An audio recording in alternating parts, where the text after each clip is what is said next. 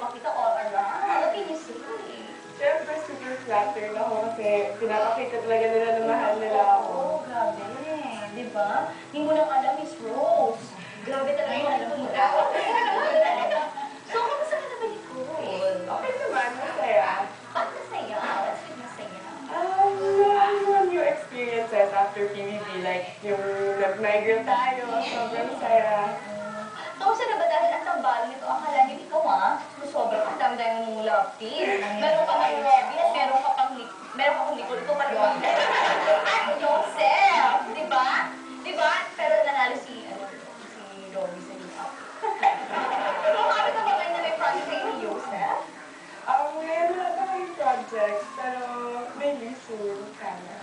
So, ang feeling mo na dalawa talaga ang tinambal sa'yo. Ang dalawa ang supportado talaga, well-supported ng mga fans. Ano yung feeling mo doon? Balita ko gusto mo pang si EJ sa kasi. Kasi kuya, gusto mo na rin ata ni Kuya Cole. Kuya Cole. O ano ba? Ano yung feeling mo dahil dalawa-dalawa yung nililig sa'yo?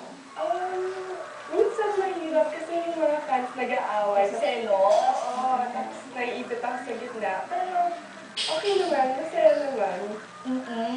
May follow-up na siya. Pero kanino ka ba close? Saka kung ano na yung di ba parang during PBB, sabi meron kang non-showbiz boyfriend sa Cebu? Kumusta na yun? After ko nag-PBB, wala na talaga. So, Wala na kayong communication na. wala na. So, si Brina, si Robbie, at Hindi saka ngayon si nasa ano na siya, London. What? Talaga, may London level. Diba? Total mo, araw na pala talaga. Grabe ka naman.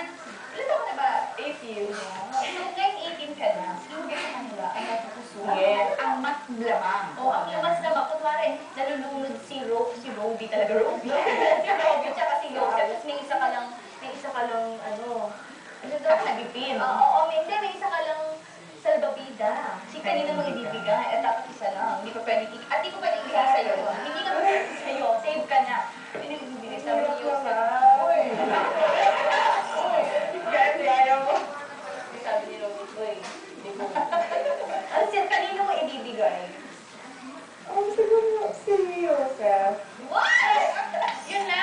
Ano yung nagdidiwang ng mga Yonix? Okay, go. Parang naman lang close sa akin eh. Pero iba na yung Sa PBB level. house ka Oo, talaga. doon kasi nag-start. Tapos si Robbie, naging close ko naman after ng PBB.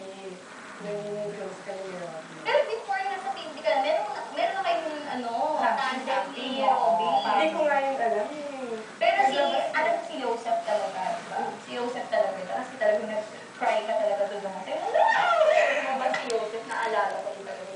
Puti, nag-breakdown talaga. Oo, talagang ano yung sa kanya. Hard. So, message mo kay Robbie. Hi Robbie. Hi Robbie. Good luck lang sa school tsaka sa career mo. And sana manalo ka sa mix kasi alam ko gusto mo talaga yan. Yun, good luck. Oo, syempre support natin. Wait lang, may follow-up question ako. Dahil nag-guest namin dito si Robbie dati. Tapos sabi ni Robbie, ang dream girl daw niya, si Kim. As in, si Kim Chu. Ano naman ang feel mo doon? Okay lang naman sa akin kasi wala naman talagang like, yung parang kilig, just sabi ni Robbie. Friends lang talaga kami. So talagang Joseph talaga. So okay lang sa'yo na si Robbie ay ma-dictate mo. Okay lang naman. Message mo naman kay Yus. Hi, Seth. Sana graduate ka this year. Graduate si Joseph. Wala lang. Sana stay the same. And palagi mo tayo nakikita. So, yun lang. Good luck sa career. Thank you so much! Thank you by everyone, the Yonix, the Robbie Coles. Sa lahat ng mga supporters ko, Robbie Coles, Yonix, Incheckers, maraming salamat talaga sa supportan nyo. Sana tuloy-tuloy pa rin yung suporta. And abangan nyo ako sa school bukol coming this December sa MMFM. Yun, mahal ko kayo lahat.